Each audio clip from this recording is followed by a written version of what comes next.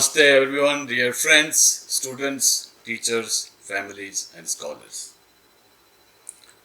Thank you for joining this video and sharing the knowledge and experience of the greatest men and women of the world.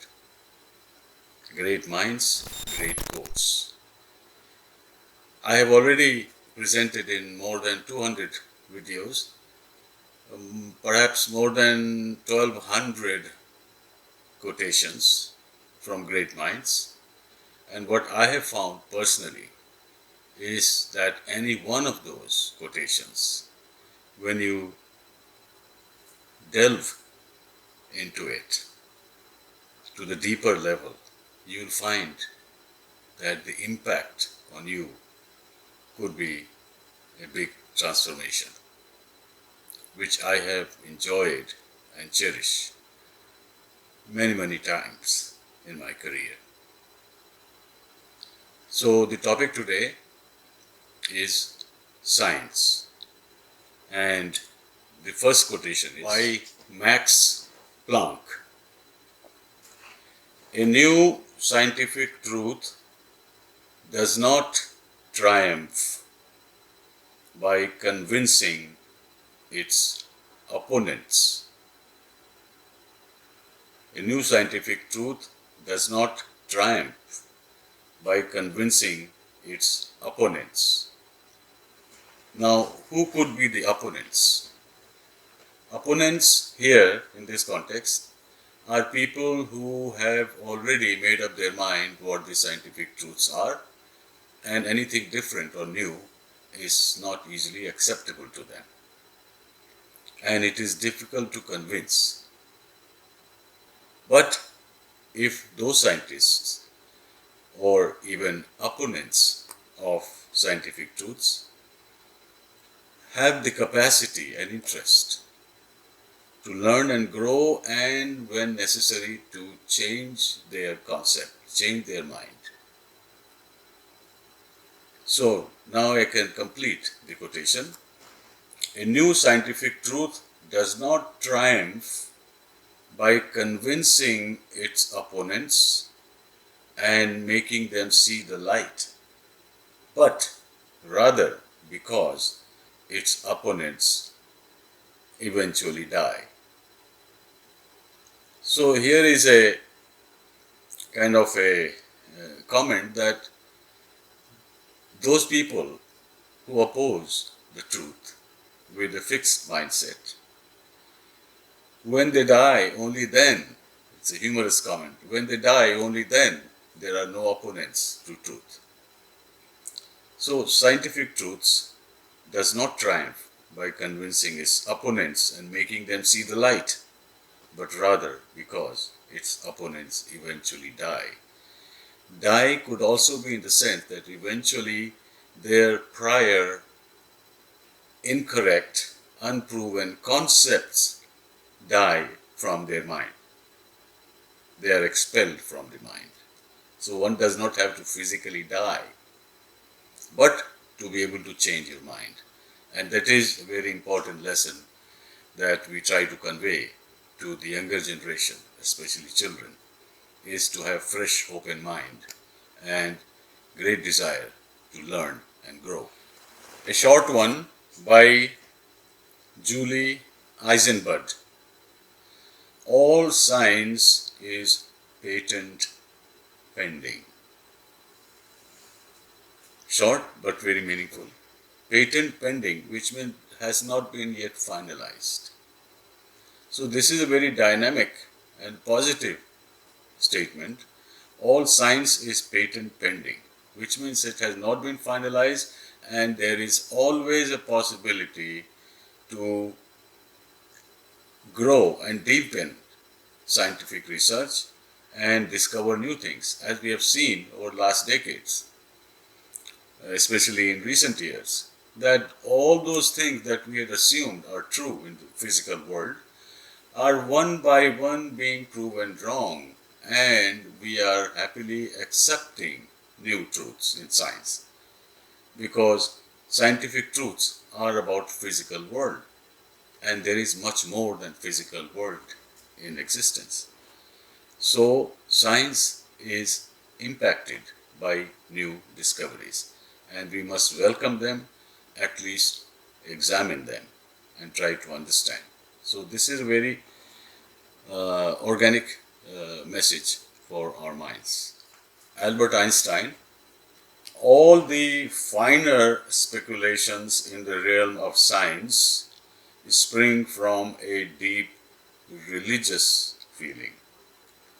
Now, by religious, he does not imply, to my understanding, um, the commandments kind of rules and regulations or blind faith. Not that. He is implying here by religious, which means by spiritual, by the divinity, by the forces and knowledge and intelligence and energy that lies behind the physical appearance in existence, in nature. So there is more to life, there is more to the very organized, more or less organized, with some randomness in the universe. Sometimes it appears random, sometimes it appears predictable, deterministic, sometimes it appears as a journey in progress. We haven't arrived yet. So there are many possibilities, and some of these can be considered religious, not as religion as a set of rules and regulations, but religions as the subtle existence, subtleties, subtle qualities, invisible qualities, and consciousness that lies behind the physical appearance. The next quotation is by Carl Sagan. Because of the reflection of the sun, the earth seems to be sitting in a beam of light, as if there were some special significance to this small world.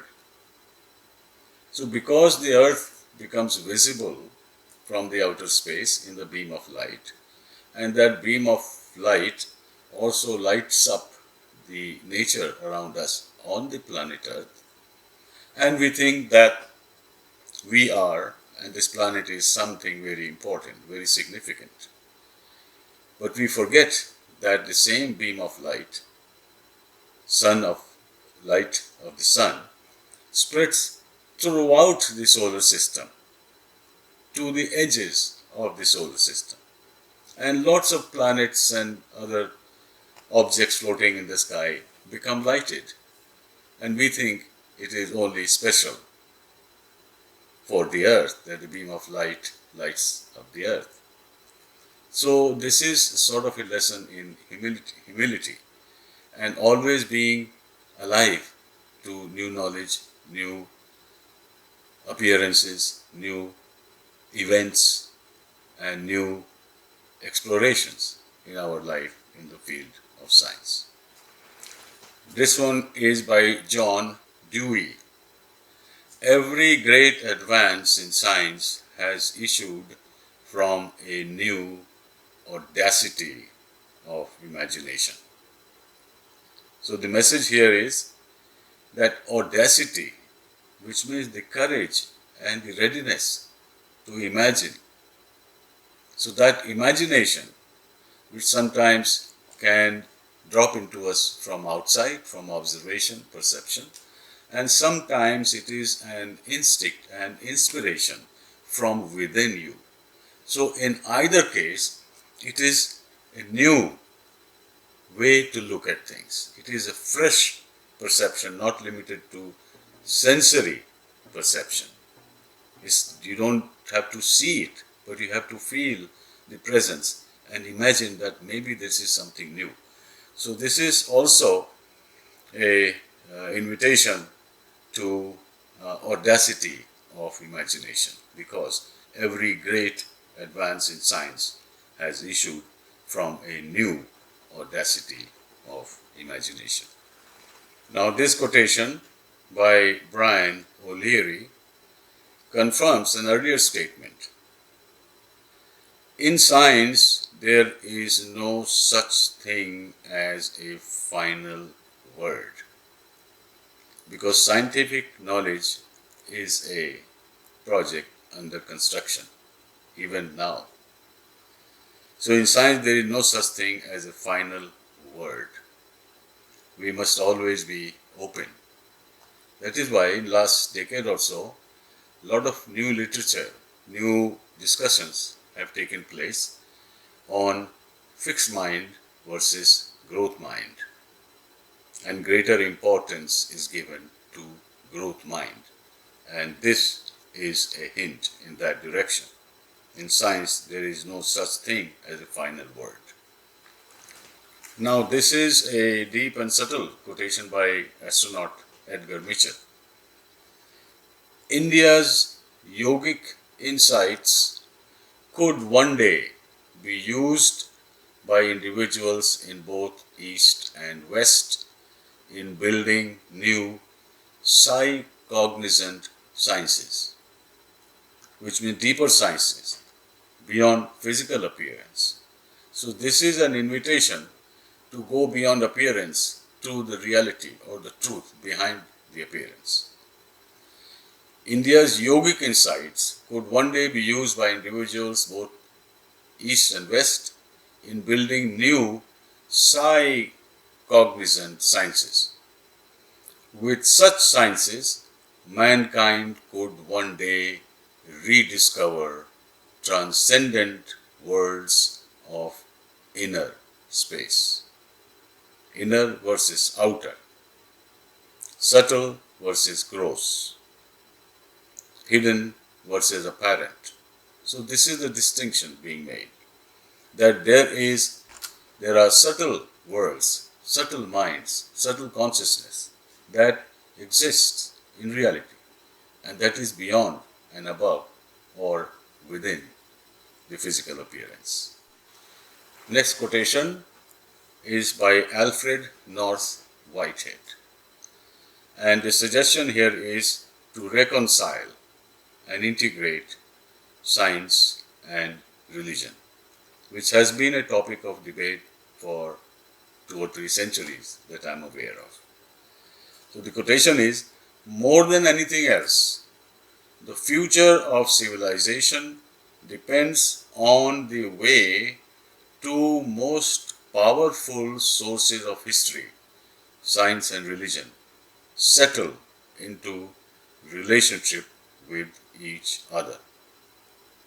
This is what Einstein was also suggesting, that somewhere deep-rooted spiritual experiences, which may be beyond science or not yet discovered by science, can inspire actually a growth and new discoveries in science. So that's what this quotation is also relating to. More than anything else, the future of civilization depends on the way the two most powerful forces of history, science and religion, settle into relationship with each other. David Bohm says, progress in science is usually made by dropping assumptions. Now, not only in science, but what we have noticed in social sciences also, in economics, finance, econometric models, there are lots of assumptions being made. Some assumptions are that everything being the same, this is what is going to happen. So what this quotation by David Bohm is, progress in science is usually made by dropping assumptions. In other words, we are not limiting our exploration in science based on certain assumptions, that the universe is finite or infinite, or there is one or many universes, and so on and so forth. So the suggestion is, let's not make any assumptions. Let's be open-minded and inviting, exploring, understanding indications of truth or higher truths that we discover from time to time. So the open mind, growth mind is emphasized here. Fritjof Capra. Science does not need mysticism. Mysticism is subtle experiences which cannot be written about or spoken in words, and those are inner feelings, inner thoughts in subconscious or superconscious levels of mind, not very rational and scientific level of mind. So those are experiential, science is experimental. That is the difference. So the point here is science is a dialogue between religion and experience, between intellect and consciousness. So I would now repeat Fritjof Capra before going to Prigogine. Science does not need mysticism, and mysticism does not need science, but man needs both. So as I was mentioning, Ilya Prigogine, science is a dialogue between mankind and nature, the result of which have been unpredictable, which means nature is not easily known. Nature has to be observed, experienced, explored, and rediscovered continuously. So science is a dialogue between mankind and nature, and that dialogue does not end, does not have a finite conclusion at any point in time. Science is a dialogue between mankind and nature, the results of which have been unpredictable. Now this quotation by John Wheeler is setting the primary, fundamental goal of science. Science must provide a mechanism for the universe to come into being. As we have seen in our study and understanding of science, that most of it is based on what the universe is, how it appears to our senses, the physical, material universe, but often does not pay attention, does not show interest in discovering the cause of existence, origin, the source. So the only concept we have come up so far is the Big Bang, and many scientists are not convinced about that. Many of the ancient sages and rishis have not been convinced about that. The beginning and end of the universe versus cyclicality of the universe. So many dimension, multiverse, and all that is there in thought and imagination.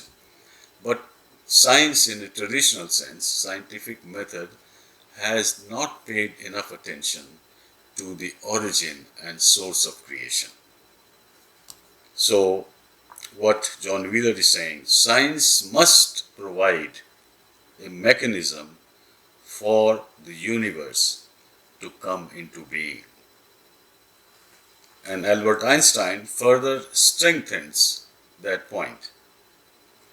Scientific truth is nothing but conditional truth. Conditional, which means subject to a lot of limitations, conditions, assumptions. So when science comes out of the conditionality, that's real science that Einstein is striving for. Scientific truth is nothing but conditional truth. The next quotation by F. David Peat is a hint toward the contact between science and the wisdom and mysticism of the ancient sages in the East. The exotic and curious phenomenon of modern science can be used as a foundation or justification for mysticism. the paranormal, and the religions of the East. So that is a field we must not ignore and keep studying and connecting the two ends of the wisdom. The exotic and curious phenomenon of modern science can be used as a foundation or justification for mysticism, the paranormal, and the religions of the East. And the last quotation by Arthur C. Clarke has a little bit humorous touch in it, which we can enjoy. When a scientist states that something is possible, he is almost certainly right. Something is possible, but not yet known or discovered. The possibility of new knowledge, new discovery, or something we do not know yet and a desire to know. So when a scientist states that something is possible, he is almost certainly right. When he says that something is impossible, he is very probably wrong. Because our creation, the existence, is a realm of possibilities, new discoveries ever since and ever after. We will continue to discover. It will never end. Discovery will never end. Because the knowledge already exists, we haven't found it. So that finding, that search, is endless. That's the idea. So when a scientist says that something is impossible, he is almost certainly right, that something is possible. When a scientist says that something is possible, he is almost certainly right. When he states that something is impossible, he is very probably wrong. So I hope you have enjoyed, and will continue to learn and grow as I have, and we all are same in that sense. Thank you for watching and listening, paying attention, and we'll certainly meet again soon.